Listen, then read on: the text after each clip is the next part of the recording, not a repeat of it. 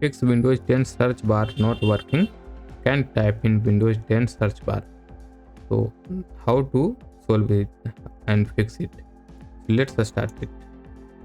If your search bar not working, you click here and not searching, then you are tight place on this channel.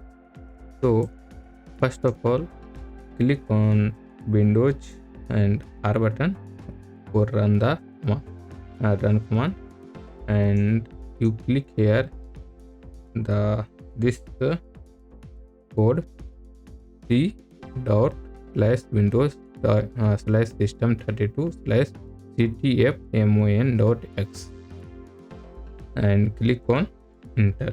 Yeah, okay. You can see here I am clicking on this and searching button are working.